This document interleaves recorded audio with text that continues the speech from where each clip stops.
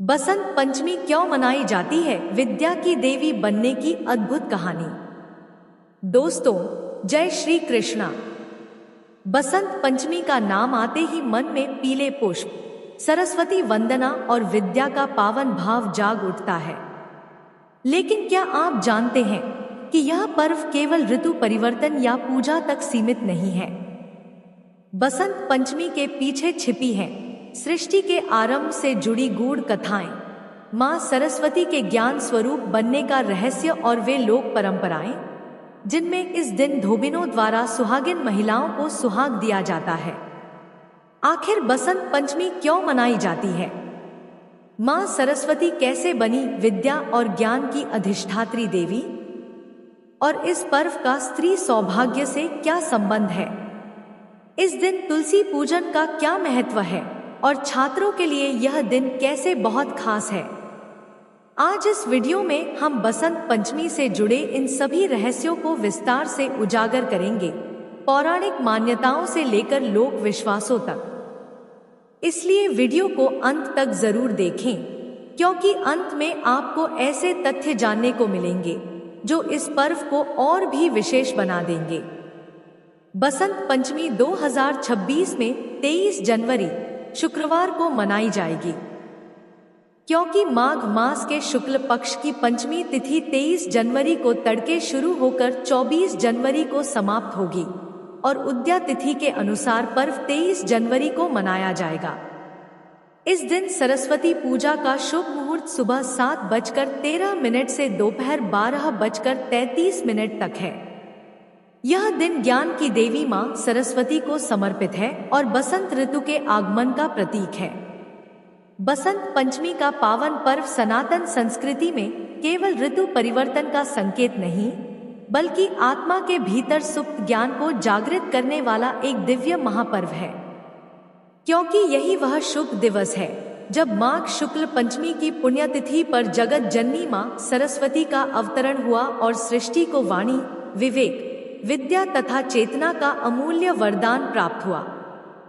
पौराणिक ग्रंथों में वर्णित है कि सृष्टि की प्रारंभिक अवस्था में ब्रह्मा जी ने जब लोकों की रचना की, तब पृथ्वी पर जीव तो थे, परंतु उनके भीतर न तो सोचने की क्षमता थी, न बोलने की शक्ति और न ही किसी प्रकार का बोध।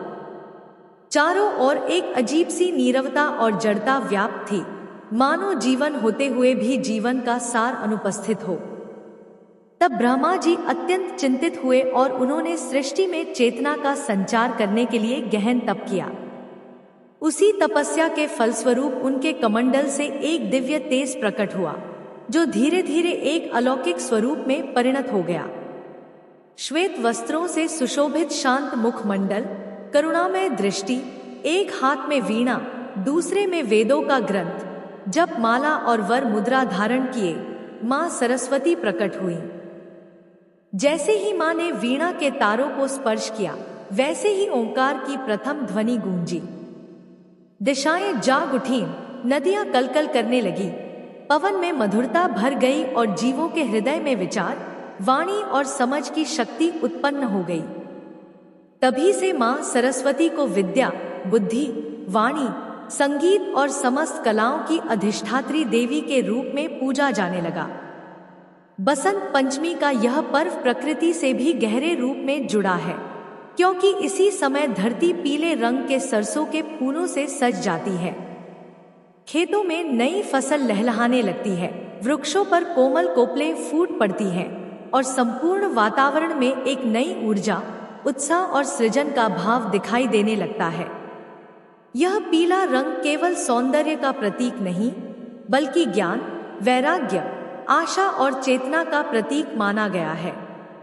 इसलिए इस दिन पीले वस्त्र पहनने, पीले पुष्प अर्पित करने और पीले रंग के व्यंजन भोग में अर्पित करने की परंपरा है। शास्त्रों में कहा गया है कि बसंत पंचमी के दिन किया गया विद्या आरंभ जीवन भर फलदायी होता है।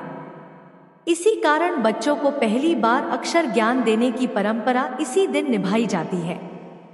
मान्यता है कि इस दिन मां सरस्वती स्वयं साधक की जिह्वा पर विराजमान होकर उसकी वाणी को मधुर, उसकी बुद्धि को तीक्ष्ण और उसके विवेक को शुद्ध करती है। भक्ति मार्ग में यह भी कहा गया है कि जो व्यक्ति इस दिन अहंकार, आलस्य और अज्ञान को त्याग कर सच्चे हृदय से माँ सरस्वती की आराधना करता है, उसके जीवन से भ्रम, भय और मानसिक अंधकार स्वतः दूर हो जाता है। क्योंकि विद्या केवल पुस्तकों से नहीं बल्कि माँ की कृपा से प्राप्त होती है। बसंत पंचमी का आध्यात्मिक संदेश अत्यंत गूढ़ है। जैसे शीत ऋतु की कठोरता के बाद बसंत की कोमलता आती है, वैसे ही मानव जीवन में भी अज्ञान, क्रोध और मोह के बाद ज्ञान, शांति और भक्ति का आगमन होना चाहिए।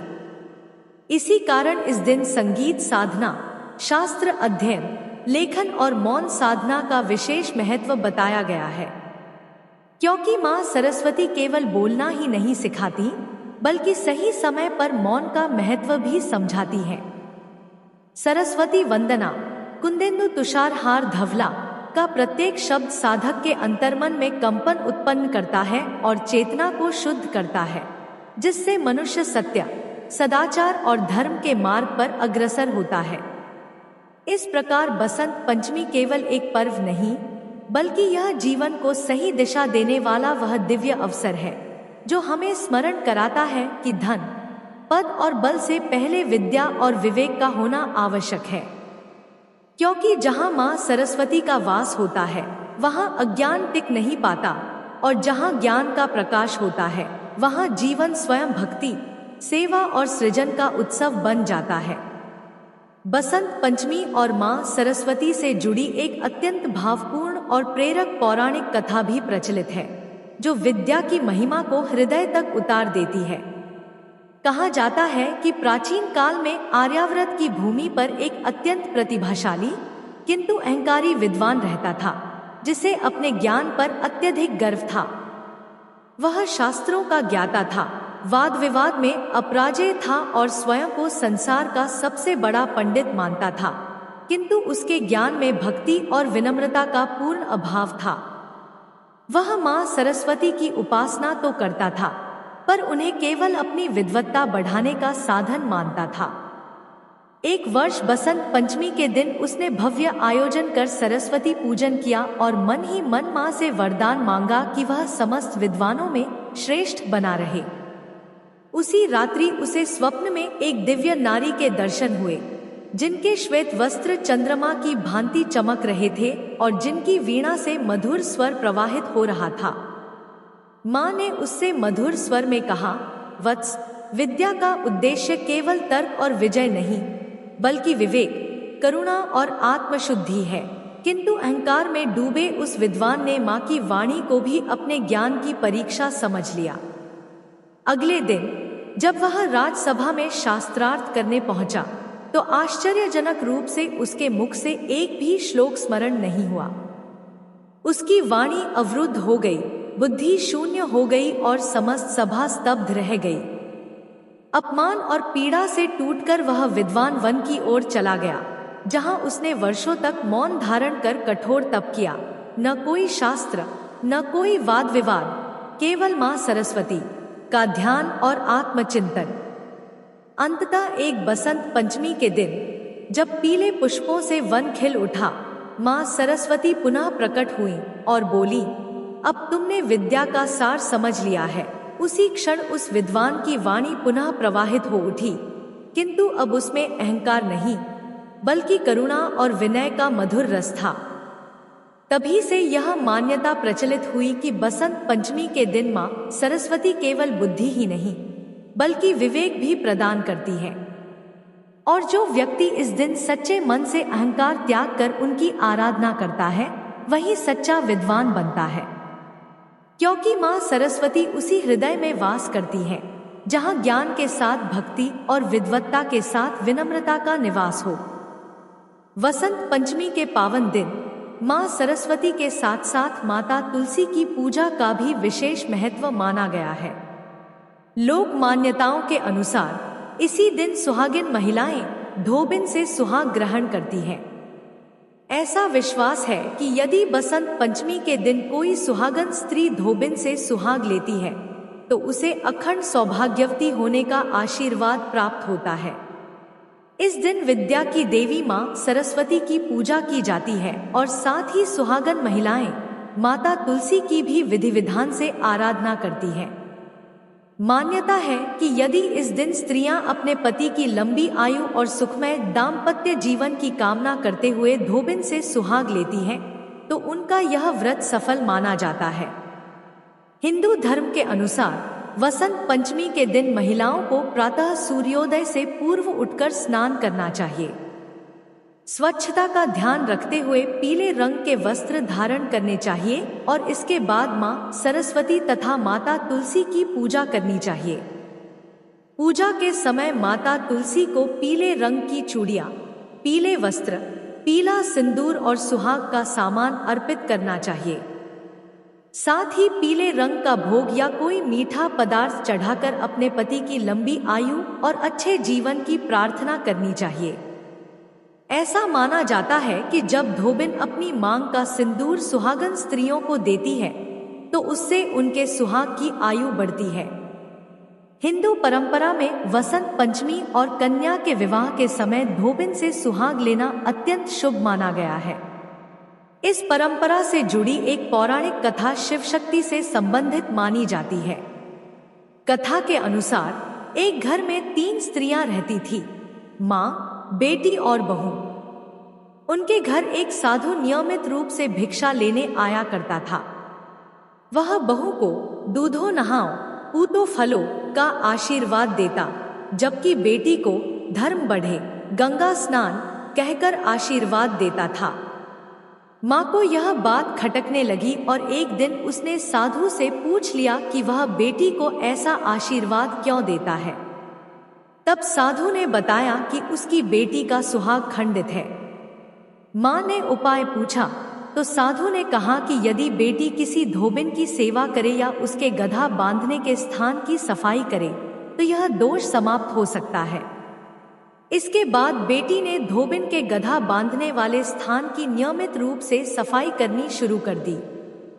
जब धोबिन ने कारण पूछा तो लड़की ने सारी बात सच-सच बता दी। यह सुनकर धोबिन ने कहा कि उस पर उसका आशीर्वाद हमेशा रहेगा और जब भी उसका विवाह हो उसे अवश्य बुलाया जाए। समय आने पर लड़की का विवाह हुआ। उस समय धोबिन का पति गंभीर रूप से बीमार था, फिर भी निमंत्रण पाकर वह विवाह में आशीर्वाद देने पहुंची। फेरों के समय धोबिन ने अपनी मांग का सिंदूर लेकर लड़की की मांग में भर दिया और उसे अखंड सौभाग्यवती होने का आशीर्वाद दिया। जब धोबिन घर लौटी तो उसने देखा कि उसके पति की मृत्यु हो चुकी थी।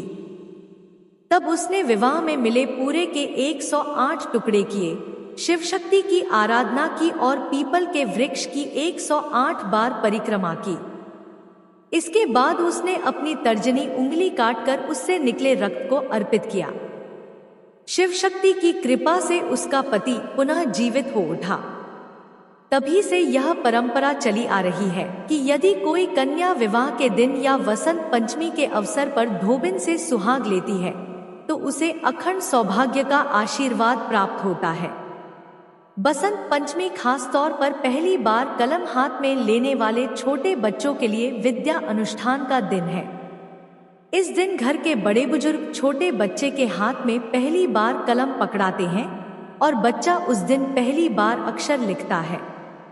यदि आपके घर में बच्चे हैं या ऐसे छात्र हैं जो परीक्षा की तैयारी कर रहे हैं तो कुछ खास उपाय उनके लिए अत्यंत लाभकारी सिद्ध हो सकते हैं।